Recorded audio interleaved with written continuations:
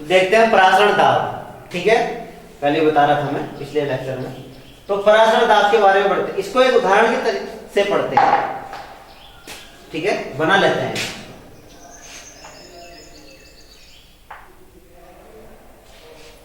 इसको मैं एक पोर्ट लेता हूं और उसके बीच में मैंने ये अर्धपारगम्य में झिल्ली लगा लेता हूं। इधर है सॉल्वेंट और इधर भरा है सॉल्यूशन, ठीक है। इसको हम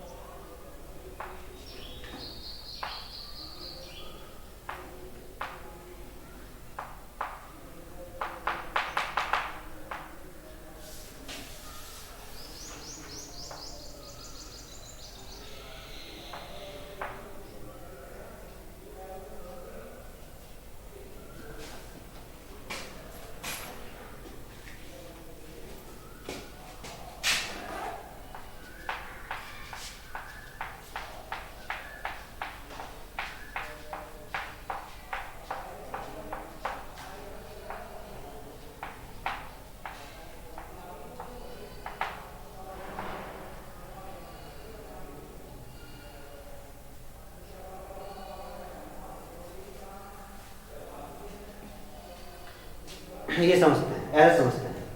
इधर सॉल्वेंट है, इधर सॉल्यूशन, जिसका हमें परासरण दाब ज्ञात करना है, ठीक है।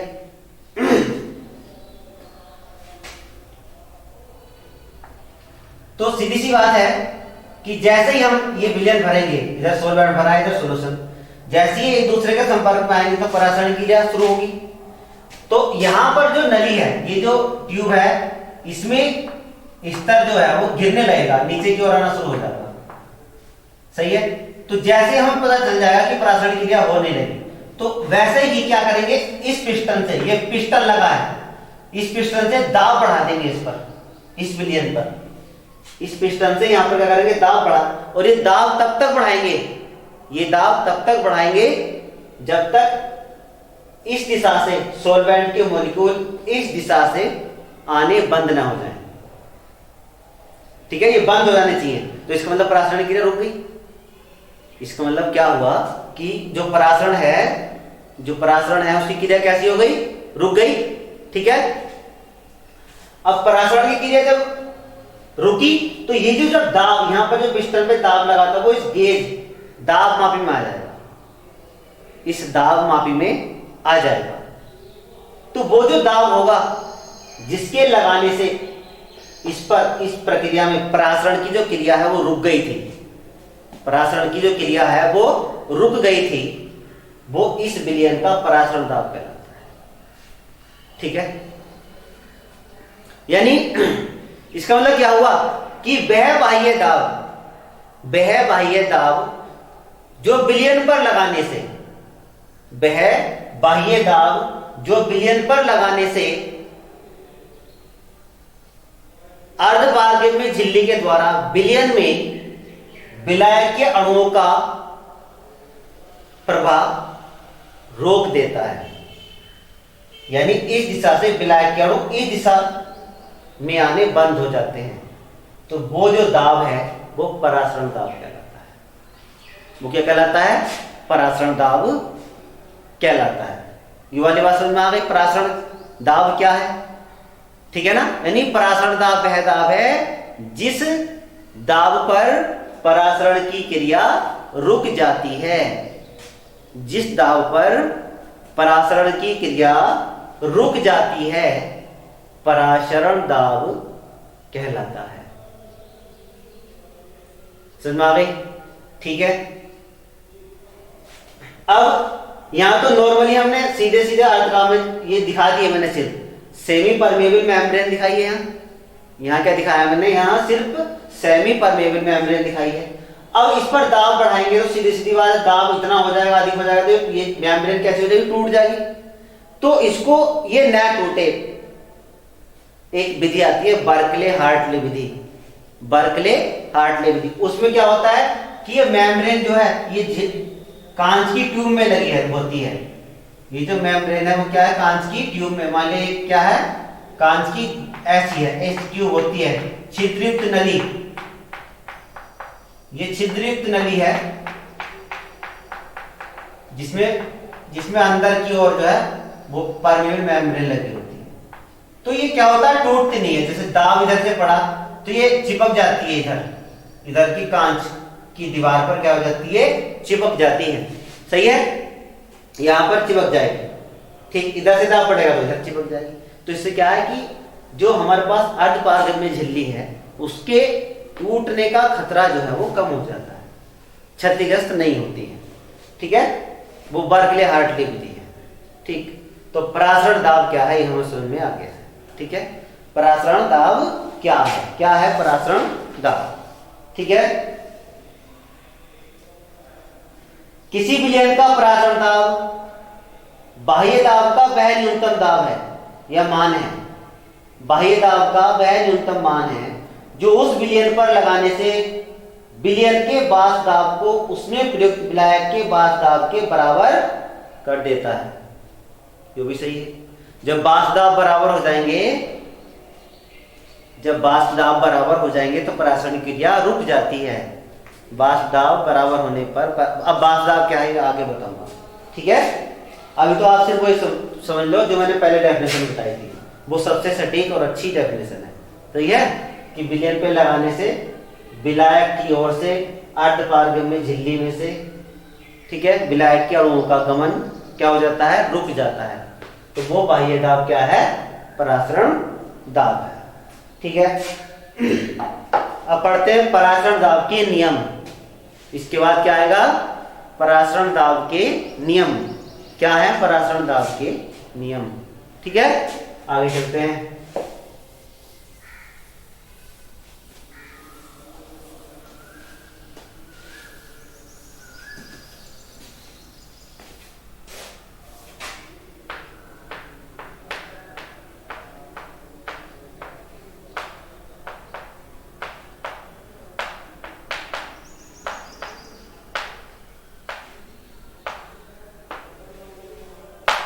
परासरण दाब के नियम।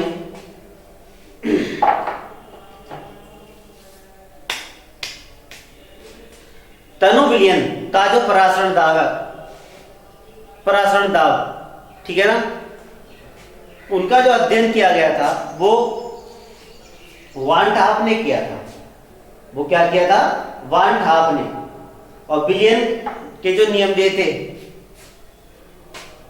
जैसे वायल नियम, चार्ल्स का नियम, सही है, तो उन्हीं को आधार मानते हुए इन्होंने क्या करा था कि वायल का नियम दिया, उसे कहेंगे हम नंबर 1 वायल वान ठाप नियम। वायल वान ठाप नियम, वायल वान ठाप नियम क्या है वो, यानी जो P समानुपाती 1/V, वायल का जो वायल का नियम था वो था कि किसी निश्चित मात्रा, वहां गैस की बात कर रहे थे हम, किसी निश्चित मात्रा की गैस की निश्चित मात्रा का, ऐसा मान लो गैस की निश्चित मात्रा का जो दाब है वो उसके आयतन के व्युत्क्रमानुपाती होता है, वो उसके आयतन के व्युत्क्रमानुपाती होता है।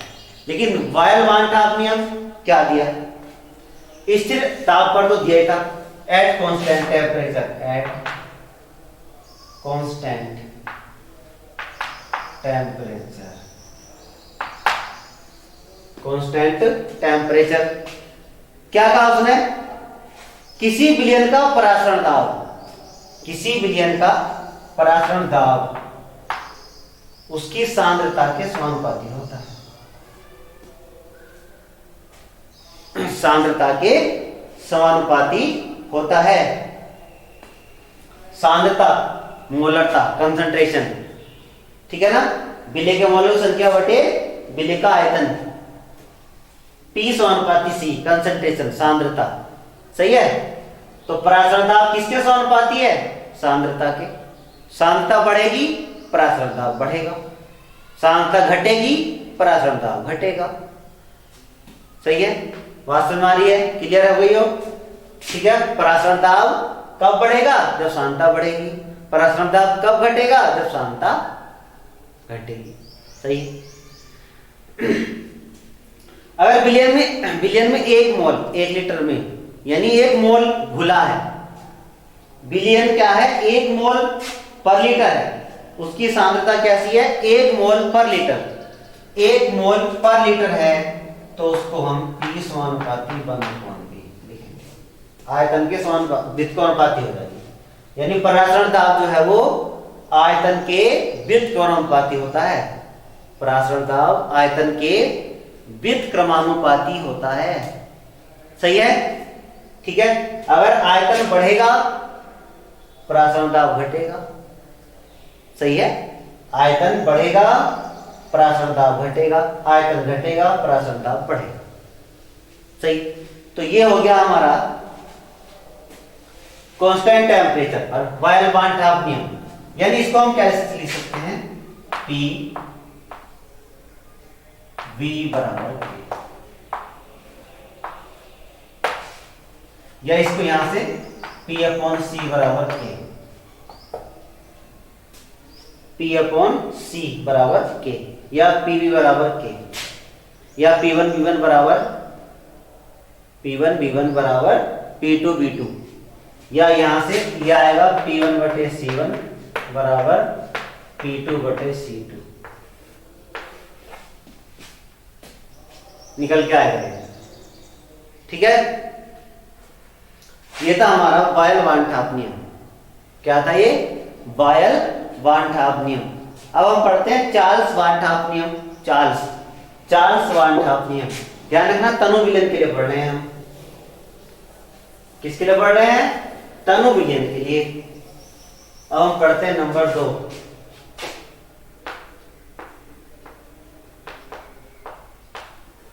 चार्ल्स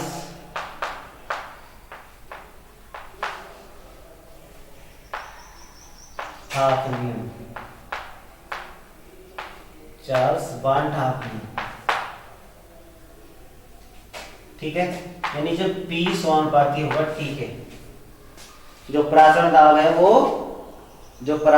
है वो विलयन के परम ताप के समानुपाती होगा।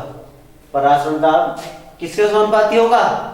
तनु विलयन के लिए उसके परम ताप के समानुपाती होगा। यानी या इसके लिखेंगे P अपॉन T बराबर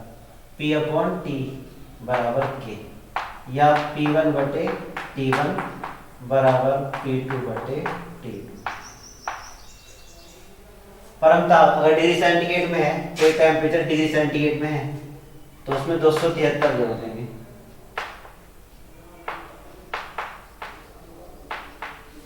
बराबर जो भी होगा वो केल्विन में आ जाएगा, ठीक है। परम ताप है, तो क्या है? परम ताप।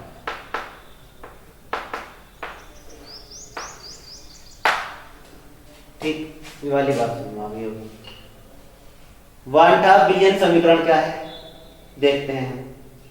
वान-टॉप विलयन समीकरण क्या है? ठीक,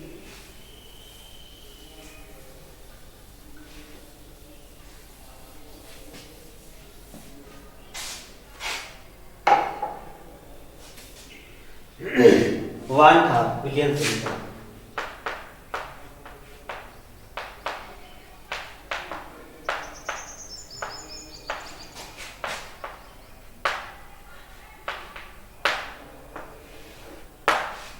वान-टॉप विलयन समीकरण। अब देखते हैं कि हमने जो बॉयल-वान-टॉप नियम था, बॉयल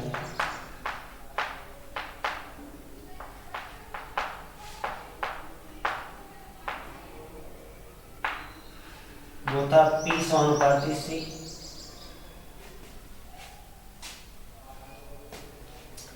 क्या था? P समानुपाती C।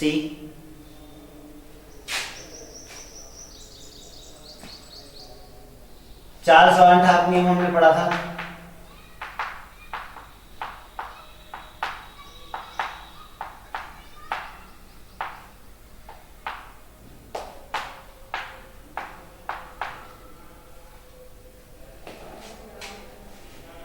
ठीक, अगर दोनों को मिलाया जाए, दोनों को मिला दें यहां से, तो P समानुपात CT, P समानुपाती CT। ठीक है, या इसे हटा दें, P बराबर CST, P बराबर CST। एक मोल के लिए है ये, 1 मोल की बात कर रहा हूं, 1 मोल, ये 1 मोल के लिए बात कर रहा हूं। S कांस्टेंट है,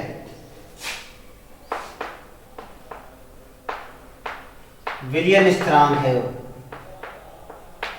जैसे वहां पे गैस स्थिरांक पढ़ रहे थे, गैस स्थिरांक R लिया था हमने, वहां पे क्या लिया था हमने, R। यहां पे हमने क्या लिया, S, विलियन स्थिरांक कहते हैं इसे, इसको हम क्या कहेंगे, विलियन स्थिरांक। तो P बराबर CST 1 मोल के लिए, P बराबर CST। अगर मैं N मोल के लिए लिखूं तो P बराबर NCST, N मोलों के लिए है।